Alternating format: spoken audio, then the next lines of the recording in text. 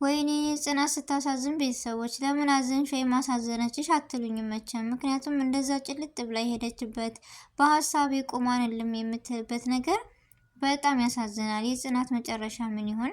እስኪ መልካም ምኞታችሁን ሳቋን ነው የምንፈልገው የምትሉ እንዳያችሁት ናሆም አገባሻለሁ ወይም በሀሳብ ከጎኗ የሆነ ልጅ ዛሬ ከፍቅረኛው ጋር መጣ።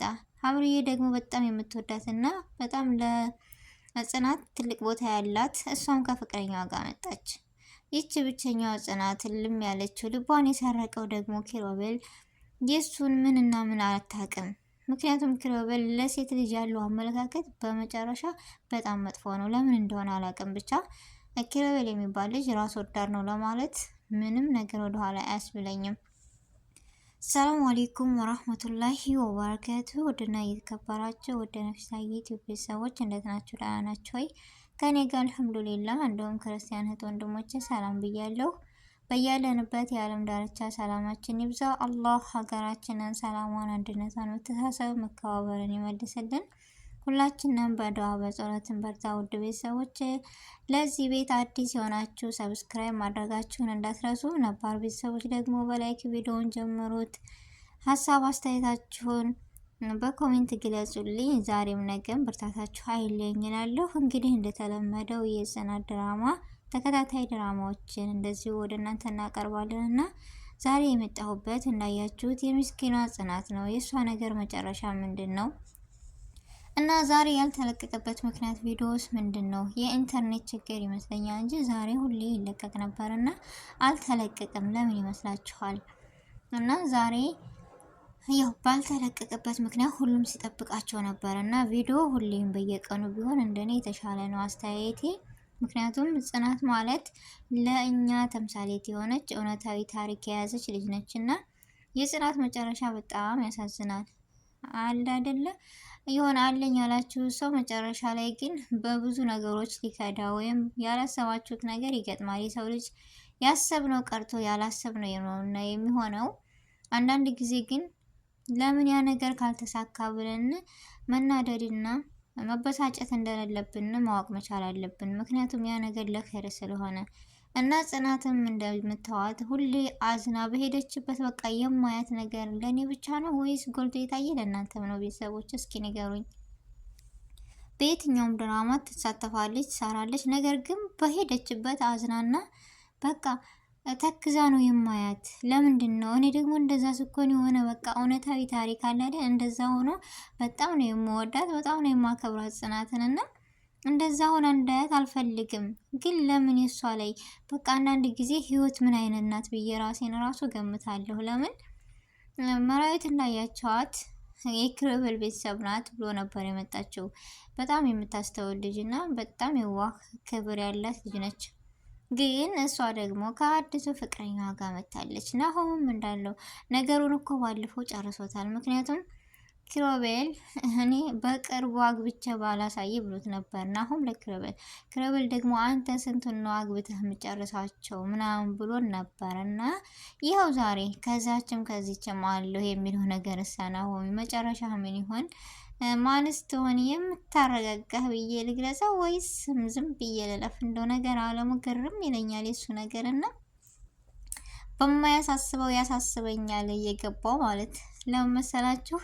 የሴት ልጅ ህይወቷ ምን አይነት ነው? እኔ በዚህ ቦታ በሆነስ ብዬ ራሴን ስለምገምት ነው። ቤተሰብ ወንድ ልጅ ማመን ቀብሮ ነው ይባላል፣ ግን ሁሉም ወንድ አይደለም። በዚሁ አጋጣሚ አሉ ከሴትም እንደዛው እና አንዳንድ ጊዜ ህይወት እንደዚህ ነች። የምናምናቸው ይህ ነገር ፈጽሞ አያደርጉም የምንላቸው እዛ ቦታ እናገኛለን እና አንድ ሴት አሁን የቤቲ ነገር አሳስቧችኋል? እንደኔ በጣም ታናዳለች። ምክንያቱም ጉንፋን ይዟት ነው። ያሷን ባትታደል ነው አለማሳቅ አይቻልም በዚሁ አጋጣሚ እና ወዳ ሳይሆን ከቤቲና ከጽናት ጋር የምትጣለው በቃ ስለምትወደው ስለምታከብረው ነው። ነገር ግን እሱ አይወዳትም። አለመውደዱን ራሱ መናገር አለበት። ኪሮቤል ለምንድን ነው ለሴት ልጅ ክብር እንደዚህ ያክል ዝቅታ ያለው? ጥሩ አይደለም እንዴ? የሴት ልጅ ጊዜዋን እድሜዋን ቅርጭፍ አድርጎ እየበላ ውበቷን እንዴት ነው እንደማይወዳት የሚያይነግራት? ለሌላ ሰው ነው መናገር ያለበት ውዴታውና አለመውደዱን ወይስ ለሷ ነው? ጊዜዋን እኮ እያሳለፈ በቃ ማንነቷን አሳልፋ ከሰጠችው በኋላ እንዴት ነው አልወድሽም? ፍቅርም ካለ ፍቅሩን፣ ጥላቻም ካለ ጥላቻ መናገር መቻል አለበት። ኪሮቤል በጣም አብዝቶታል። ጽናትንም እንደዚህ በቅብጅር እያስኬዳት ያለው ለምንድን ነው? ይናገር እውነቱን። ኪሮቤል ማለት ራስ ወዳድ፣ በቃ ራስ ወዳድ ወንድ ነው። ለምን እንደዚህ ይሆናል? ስለዚህ ቤቲን ራሱ እንደዚህ ማድረጉ በጣም መጥፎና ተገቢ ያልሆነ ነገር ነው እያሳየ ወይም ድራማ ሲሰራ አንዳንድ ጊዜ በዚህ ላይ እኔ በጣም እኔ እንጃ ብዙ ተምሬበታለሁ ብዬ ማመን እችላለሁ። ለምን መሰላችሁ? አንድና አንድ ያመናችሁት ወንድ ከእናንተ ይልቅ የሱ ፍቅር ቢበልጥ ይሻላል ብዬ እኔ ገምታለሁ። አንዳንድ ጊዜ ሴቶች አይናችንን ጨፍነን የሚፈልገንን ሳይሆን የማይፈልገን ላይ እንሄዳለን። ይህ ማለት ደግሞ ምንድን ነው?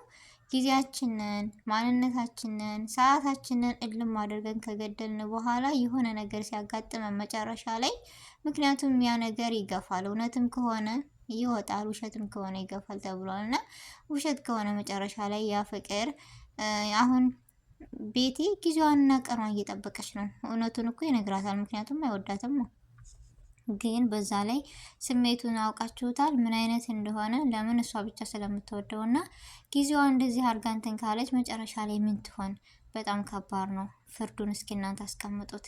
እና አንዳንድ ጊዜ ምን ለማለት ፈልጌ መሰላችሁ ቤተሰቦች፣ ሴት ልጅ ማስተዋል መቻል አለብን። ማፍቀርም መፈቀርም ያለ ይሁንና ግን በቃ መውደቂያችንን ማሳመር አለብን። ማስተዋል መቻል አለብን። እንደዚህ እንደወደድን ማሳየት መቻል የለብንም። በቻልነው አቅም መደበቅና በቻልነው አቅም ራስን መሆን መቻል አለብን። ሴቶች ልብ እንግዛ። ይህ ነገር በጣም ያስተምራል። በጽናት አሁን እኔ ብዙ ነገር ተምሬያለሁ። የጽናት ድራማ እኔ ጽናትን የምትወጃት በምክንያት ነው ልትሉ ትችላላችሁ። አዎ በምክንያት ነው። ለምን መሰላችሁ?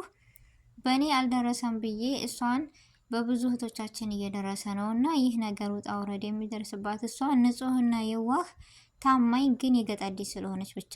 ኪሮቤል እንደዚህ በፍቅሯ ጠብ ብሎ ነገር ግን ሊነግራት ያልቻለበት ምክንያት ምንድን መሰላችሁ?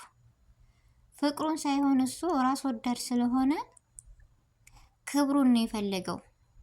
ሰራተኛ ፈቀረ እንዳልባል ብሎ ነው ያለው። ለምን እንደዚህ ይላል? ይህ ማለት ራስ ወዳድ ነው። ፍቅር እኮ ድሃ ወይም ቆንጆ ወይም ምን አያስብልም፣ አያስመረጥም። እውነተኛ ፍቅር እምነትን ነው የሚፈልገው እና ለምን እንደዚህ ያደርጋል? ራስ ወዳድ ለምን ይሆናል? ናሆም ይሻለኛል በስሙ። ናሆም ማለት ዘና የሚያደርግ ዘምዚም ቢልም ምክንያቱም ግን የሆነ ርህራሄ ነገር አለው እና በጥቅሉ ናሆም ደስ የሚል ልጅ ነው። አስተያየቱ ምናምን ለሴት ልጅ ያለው ክብር ስሜቱ ያኔ ትንሽ እንትን ያለ ነው። ነገር ግን ኪሮቤል ማለት ራስ ወዳድ ነው። ለሴት ልጅ ያለው አመለካከት በጥቅሉ በጣም የወረደና ዝቅ ያለ ነገር ነው እና በጣም ያስጠላል፣ ይደብራል። ቤተሰቦች እና የእናንተንም እስኪ አስተያየት ግለጹልኝ። እና የመራዊት እና የናሁም ፍቅረኛች መጡ። እምኪን ጽናትን እስኪ ኪሮቤል ሳይቀድሜ ብሏልና እውነቱን ሊገኝ ይችላል ወይስ አይገኝም? እና አንድና አንድ እያሳሰበኝ ያለው ነገር መመሰላችሁ? ጽናትና ኪሮቤል ቀሩ። ያማለ ልጅ እንዳርኳላ ሀገሬ ሰውነት እኮ ነው።